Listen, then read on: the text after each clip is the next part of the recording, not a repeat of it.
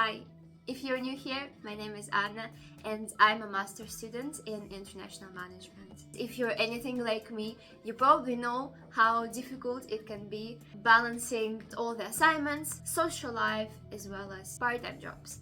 That's exactly why today I would like to share my personal list of tips that work for me in order to stay productive and healthy, and hopefully some of it will be useful for you as well. So feel free to get yourself a cup of warm water or tea and let's start.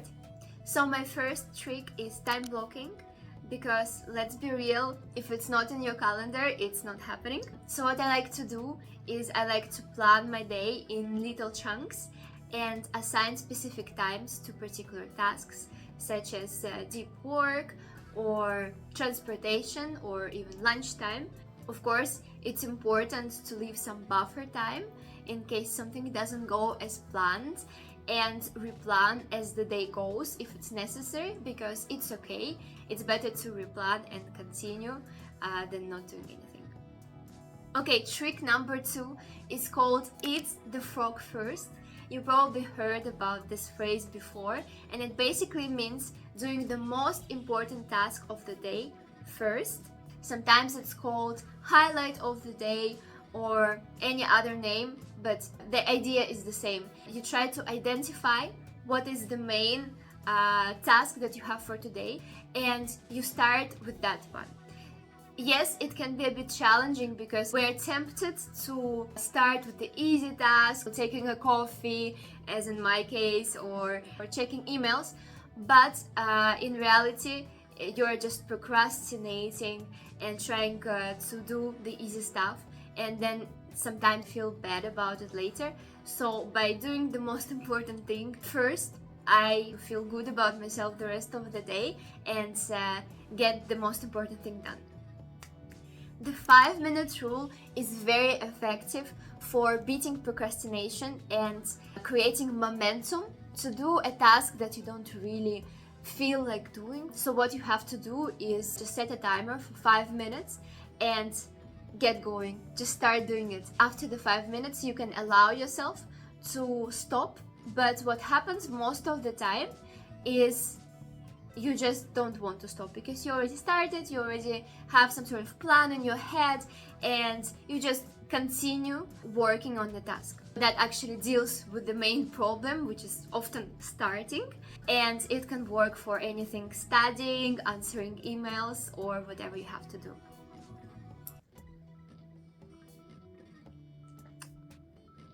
Let's move on to our next trick. I think this one is the most controversial, but also a very effective one related with emails. So what I did is I deleted notifications from the mail app in my phone, and anytime a new mail comes in, I do not see anything on my screen. So in order to check the mails, I actually have to open either the app or the mail on my computer and check them like that. What it does is that you become less stressed and less distracted, because in reality we start checking our mails, for example, on our way, or we have a free second, and oftentimes it requires some sort of more serious action or a big response, and we just quit thinking I have to do it later. And this happens throughout the day quite a lot of times, or at least it used to happen for me.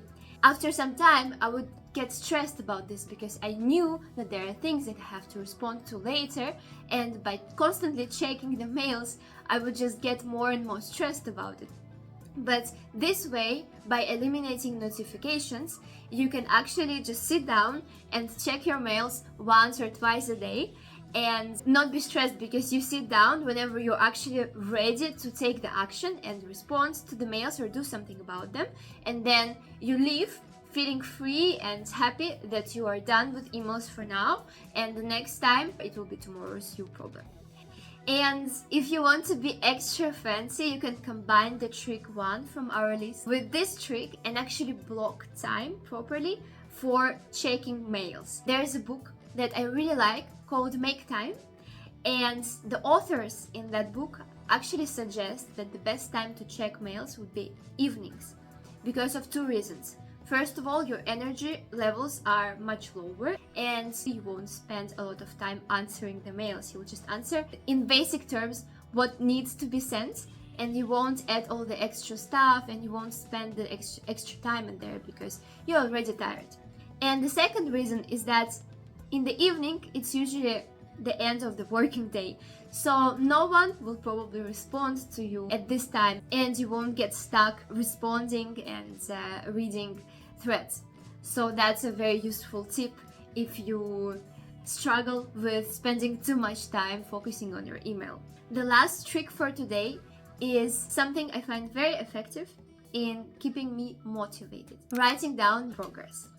It sounds very simple, and in reality it is very simple, but it works amazing because by just writing down progress, for instance, what topics you have studied today, or how many hours you studied, or what training session you did today, you visually see the progress, and it helps you to stay consistent.